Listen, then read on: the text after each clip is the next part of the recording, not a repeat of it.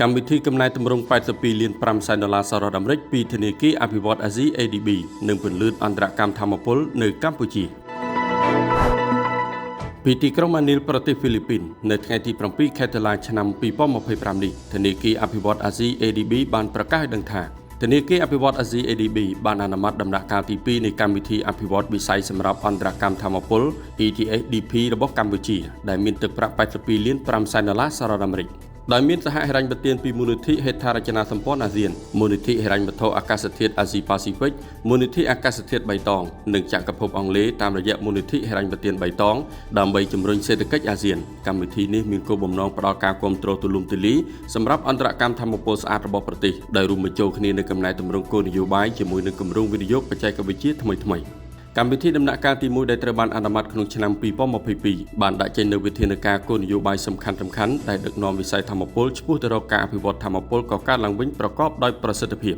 ផ្អែកលើមូលដ្ឋាននេះកម្មវិធីដំណាក់កាលទី2ជំរុញកំណែតម្រង់លិខិតបទកថាគតិយុត្តដើម្បីពង្រឹងក្របខ័ណ្ឌប្រសិទ្ធភាពថាមពលនិងបង្កើតភាពច្បាស់លាស់នៃគោលនយោបាយសម្ដៅទាក់ទាញការវិនិយោគពីវិស័យឯកជនសមិទ្ធផលសំខាន់នៃកម្មវិធីនេះគឺការបង្កើតសំណុំបទបញ្ញត្តិដំបូងរបស់កម្ពុជាសម្រាប់បង្កើតស្តង់ដារប្រសិទ្ធភាពថាមពលអបបរមាសម្រាប់ឧបករណ៍អគ្គិសនីដោយចាប់ផ្ដើមពីម៉ាស៊ីនត្រជាក់ដែលរួមចំណែកធំបំផុតក្នុងការប្រើប្រាស់ថាមពលក្នុងវិស័យលំនៅឋានកម្មវិធីដំណាក់កាលទី2នេះក៏នឹងបង្កើតមូលនិធិបង្វិលសម្រាប់ប្រសិទ្ធភាពថាមពលផងដែរក្នុងគោលបំណងសម្របសម្រួលលទ្ធភាពទទួលបានហិរញ្ញប្បទានសម្រាប់សហគ្រាសធុនតូចនិងមធ្យមក្នុងស្រុកដើម្បីវិនិយោគលើបច្ចេកវិទ្យាសន្សំសំចៃថាមពលមូលនិធិបង្វិលនេះនឹងត្រូវបង្កើតឡើងតាមរយៈរចនាសម្ព័ន្ធអន្តរការីហិរញ្ញវត្ថុដើម្បីឲ្យធនាគារក្នុងស្រុកអាចបង្កើនប្រាក់កម្ចីដល់សហគ្រាសធុនតូចនិងមធ្យមសម្រាប់ការវិនិយោគលើប្រសិទ្ធភាពថាមពល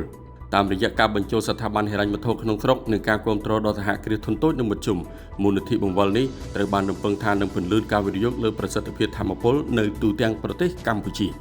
នាយកស្ដីទីធនាគារអភិវឌ្ឍន៍អាស៊ីប្រចាំកម្ពុជាលោកអាន់តូនីជាលបានមានប្រសាសន៍ថា ADB មានកិត្តិយសក្នុងការជួយដល់ប្រទេសកម្ពុជាក្នុងដំណើរប្រកបដោយមហិច្ឆតានិងការផ្លាស់ប្ដូរក្នុងវិស័យថាមពលតាមរយៈកញ្ចប់ហិរញ្ញប្បទានកំណែតម្រង់ដ៏ទូលំទូលាយដែលរួមបញ្ចូលគ្នានឹងការគាំទ្រគោលនយោបាយជាមួយនឹងការវិនិយោគជាយុទ្ធសាស្ត្រកម្មវិធីអភិវឌ្ឍវិស័យសម្រាប់អន្តរកម្មថាមពលនិងគាំទ្រការប្រែក្លាយចក្ខុវិស័យរបស់រដ្ឋាភិបាលឲ្យទៅជាលទ្ធផលជាក់ស្ដែងការងារនេះរួមបញ្ចូលទាំងគោលដៅនៃការសម្រេចបាននូវថាមពលកកើតឡើងវិញចំនួន 70% ក្នុងល្បាយថាមពលនៅត្រឹមឆ្នាំ2030ជាមួយនឹងការបដិញ្ញាចិត្តយ៉ាងមុតមាំក្នុងការជំរុញប្រសិទ្ធភាពថាមពលប្រកបដោយតម្លៃសមរម្យដែលជាកត្តាចាំបាច់ដើម្បីធានាថាកំណើនរបស់កម្ពុជានៅតែមាននិរន្តរភាពកម្មវិធីដំណាក់កាលទី2នេះនឹងត្រូវបន្តដោយដំណាក់កាលទី3ទៀតនៅឆ្នាំ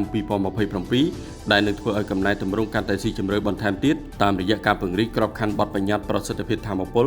និងការបង្កើតស្តង់ដារបច្ចេកទេសសម្រាប់ថាមពលកកើតឡើងវិញសម្រាប់អគារនិងឧស្សាហកម្មដើម្បីទាក់ទាញការវិនិយោគពីវិស័យឯកជនបន្ថែមទៀត